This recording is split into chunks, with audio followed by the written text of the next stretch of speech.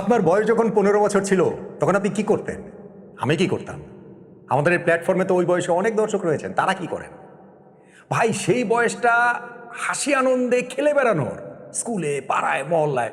অথচ ওই বয়সে ভাইভব সূর্যবংশী কিংবা বৈভব সূর্যবংশী আইপিএলে 50 করে ফেলেন মাত্র 15 বলে। আইপিএল ইতিহাসে তৃতীয় দ্রুততম 50 করে ফেলেন। বিস্ময়কর, মহাবিস্ময়কর। অবশ্য আপনি যদি সূর্যবংশীর ইতিহাসটা জানেন তাহলে আবার অত বিস্মিত হবেন না, বরং ওই প্রশ্নের সামনে আবার দাঁড়িয়ে যাবেন 14 বছর বয়সে আমরা কি করতাম। এই সূর্যবংশী তো 14 বছর বয়সে আইপিএলে সেঞ্চুরি করেছেন। কত সিজনে 14 বছর 32 দিন বয়সে 38 বলে যে সেঞ্চুরিটা করেছিলেন সেটা আইপিএল ইতিহাসে দ্বিতীয় দ্রুততম সেঞ্চুরি।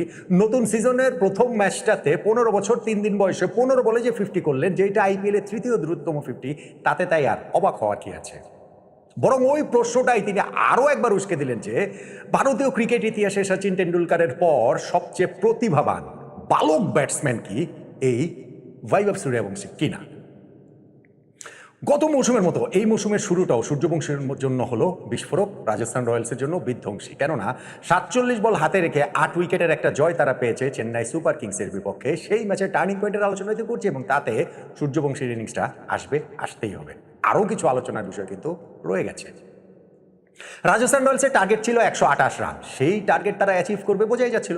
আইপিএলের প্রথম দুইটা ম্যাচ এই সিজনে 200+ স্কোরও জয়ের জন্য যথেষ্ট হয়নি। সেই রান তারা করে বিরাট কোহলির আরসিবি, রোহিত শর্মার মুম্বাই ইন্ডিয়ান্স দুটো দলে জিতেছিল। ফলে চেন্নাই সুপার কিংস 127 রান করে জিতবেটা কিভাবে, রাজস্থান রয়্যালস বরং কিভাবে জেতে সেটাই দেখার ছিল, আর সেইটা কিভাবেই না তারা জিতলো। সূর্যবংশী প্রথম বলটাতেই মুখোমুখি আউট হতে পারতেন। তার পুলের যে টাইমিংটা ঠিকঠাক মতো হয়নি, তবে ডিফিকাল্ট ক্যাচটা চেন্নাই সুপার কিংসের ফিল্ডার ধরতে পারেননি। ম্যাট হেনরির ভেরি নেক্সট ডেলিভারিটাই স্ট্যান্ডে পাঠিয়ে দিলেন, ছক্কা।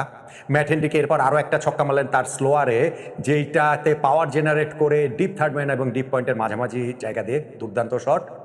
নূর আহমেদকে পরপর 2 ছক্কায় যখন তিনি 50-তে পৌঁছে যান মাত্র 15 বলে, রেকর্ডটা করে ফেললেন।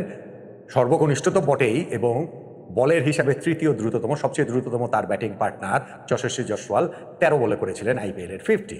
পাওয়ার প্লে 6 ওভারে 74 রান তুলে ফেলে রাজস্থান রয়্যালস কোনো উইকেট না হারিয়ে। টার্গেট 128 রান, 6 ওভারে বিনা উইকেটে 74। এরপরে আর ম্যাচে কি বাকি থাকে। সূর্যবংশী এরপরে আউট হয়েছেন 17 বলে 52 রান করে। ডিপ এক্সট্রা কাভারে দারুণ একটা ক্যাচের শিকার হয়েছেন, সেখানটাতে নিজেই বিশ্বাস করতে পারছিলেন না যে কিভাবে তিনি আউট হলেন। এরপরে ধ্রুব জুড়েলও তিনি 18 রান করে আউট হয়েছেন। তবে জয়সওয়াল তিনি 38 রানে নট আউট ছিলেন, 14 রানে নট আউট ছিলেন। রিয়ান পরাগ রাজস্থান রয়্যালসের ক্যাপ্টেন, তারা 12.1 ওভারেই জয়ের লক্ষ্যে পৌঁছে যায়। 47 বল হাতে রেখে যে জয়ের লক্ষ্যটা তারা অ্যাচিভ করে ফেলে, এই এত বল হাতে রেখে আইপিএলের ইতিহাসে রাজস্থান কখনো কোনো ম্যাচ জেতেনি, সেটাও একটা রেকর্ড হয়ে গিয়েছে। ফলে এই ইনিংসটাতে সূর্যবংশীর ইনিংস বলেন কিংবা তার প্রথম বলে লাইফ পাওয়াটাকে বলেন, সেইটাকে আপনি টার্নিং পয়েন্টের একটা দাবিদার তো বলতেই পারেন। আলোচনার আরো খুব বড় দুইটা জায়গা রয়েছে। দুইজনের জন্য খুবই আবেগপূর্ণ ম্যাচ ছিল। প্রথমত সঞ্জু স্যামসন, যিনি এই রাজস্থান রয়্যালসের হয়ে খেলেই নিজের নামটা করেছেন, ভারত জাতীয় দলে খেলেছেন, রাজস্থান রয়্যালসের সঙ্গে তার নামটা একেবারে সমার্থক।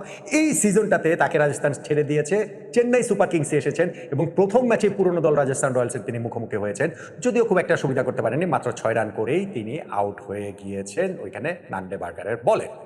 এবং আরও একজন রবীন্দ্র জাদেজা, ঠিক উল্টোটা সঞ্জু স্যামসনের, কেননা তিনি চেন্নাই সুপার কিংসের প্রতীক হয়ে উঠেছিলেন, এত বছর ধরে খেলেছেন, সেই তিনি এই সিজনটাতে রাজস্থান রয়্যালসে এসেছেন এবং সেই আশাটাও আবার এক অর্থে সিগনিফিকেন্ট। কেননা 2008 ও 2009 সালের প্রথম 2 আইপিএল সিজনে রাজস্থান রয়্যালস হয়ে খেলেছিলেন জাদেজা। এরপরে 16 বছর 10 মাস 10 দিন পরে আবার রাজস্থান রয়্যালসের জার্সি গায়ে তিনি মাঠে নামলেন। সো এটা তার জন্য নিঃসন্দেহে খুবই ইমোশনাল। যখন সর্বশেষ রাজস্থান রয়্যালসের হয়ে খেলেছিলেন রবীন্দ্র জাদেজা 2009 সালের 20 মে, তখন তার টিমমেট বৈভব সূর্যবংশী তার জন্মই হয়নি। তার বয়স 15 বছর 3 দিন, আর 16 বছর 10 মাস 10 দিন আগে খেলেছেন রাজস্থান রয়্যালসের হয়ে লাস্ট এই রবীন্দ্র জাদেজা। জন্মটা হবেটা কীভাবে ওই সূর্যবংশী, খুবই ইন্টারেস্টিং বিষয়। এই রবীন্দ্র জাদেজা তার পুরনো দলের মুখোমুখি চেন্নাই সুপার কিংসের প্রথম ম্যাচটাতে হয়ে গিয়েছেন, তার পুরনো দলের হয়ে অনেক বছর পর ফেরা এই রাজস্থান রয়্যালসের, এবং প্রথম ওভারটাতে তিনি 2-2টা উইকেট তুলে নিলেন। সরফরাজ খানকে এলবিডব্লিউ করলেন, যাকে ইম্প্যাক্ট সাব হিসাবে নামাতে এক অর্থে রাজস্থান চেন্নাই সুপার কিংস বাধ্য হয়েছে তাদের ওই ব্যাটিং ধস ঠেকানোর জন্য। 17 রান তিনি করেছিলেন, তাকে এলবিডব্লিউ করেন এবং শিবম দুবে প্রথম বলে ছক্কা মারলেও ওই ওভারটাতেই লং অফে ক্যাচ দিয়েছেন এই রবীন্দ্র জাদেজার বলে। ফলে ওইটা জাদেজার জন্য আসলে খুবই ইমোশনাল নিঃসন্দেহে। কিন্তু কাজে কাজ তো তার আগেই হয়ে গেছে। জাদেজা বোলিং এসেছেন 8 ওভারে, কিন্তু পাওয়ার প্লের 6 ওভারের মধ্যেই তো 41 রানে 4 উইকেট চলে গিয়েছিল চেন্নাই সুপার কিংসের। এবং সেইখানটাতে সঞ্জু স্যামসনকে নান্দেবার্গার আউট করেছেন, আয়ুষ মাত্রকে এরপরে তিনি আউট করেছেন। আর এইখানটাতে বাকি যেই 2টা উইকেট, আয়ুষ মাত্র উইকেটটা ওইটা আম্পায়ার আউট দেননি, রিভিউ নিয়ে তারা উইকেটটা পেয়েছে। সো সেটা একটা গুরুত্বপূর্ণ বিষয়। ঋতুরাজ গায়কোয়াড়কে বোল্ড করে দিয়েছেন জফরা আর্চার, এবং সন্দীপ যখন ম্যাথু শটকে আউট করলেন, পাওয়ার প্লে 4টা উইকেট চলে গেল চেন্নাই সুপার কিংসের। ওই জায়গা থেকে তারা রিকভার করতে পারেননি, স্পেশালি তারপর পরই যখন একই ওভারে 2 উইকেট তুলে নিয়েছেন এই রবীন্দ্র জাদেজা। তারপর 82 রানে তাদের 8 উইকেট গিয়েছিল।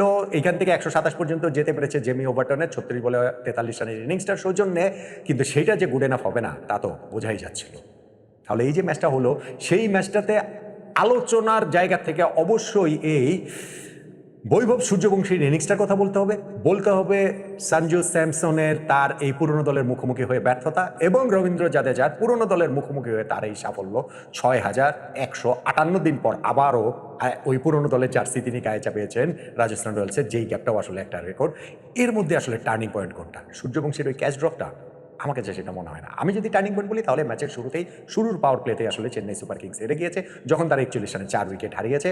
এই ম্যাচে যে তারা ওই যে বিভিন্ন টি-20 ম্যাচের আলোচনা আমরা বলি না, 20-25 রান কম করেছে, এই ম্যাচে চেন্নাই সুপার কিংস 20-25 রান আসলে কম করে নাই, তারা আসলে 70-80 রান কম করেছে। ফলে ওই কম করার পথে পাওয়ার প্লে 4টা উইকেট হারানোটা খুবই গুরুত্বপূর্ণ ছিল। সেইটাই তাই আমার কাছে বাকি সব কিছু ছাপিয়ে, ইভেন বৈভব সূর্যবংশীর ক্যাচ ড্রপটা ছাপিয়ে টার্নিং পয়েন্ট। আপনি কি আমার সঙ্গে একমত? এবং আপনি কি আমার সঙ্গে এই বিষয়েও একমত যে সচিন টেন্ডুলকারের পর সবচেয়ে প্রতিভাবান পালক ব্যাটসম্যান ভারতীয় ক্রিকেট ইতিহাসে এই বৈভব সূর্যবংশী, যিনি 14 বছর বয়সে আইপিএলে সেঞ্চুরি করেন, যিনি 15 বছর বয়সে আইপিএলে 15 বলে 50 করেন? জানাতে পারেন আপনার মতামতটা।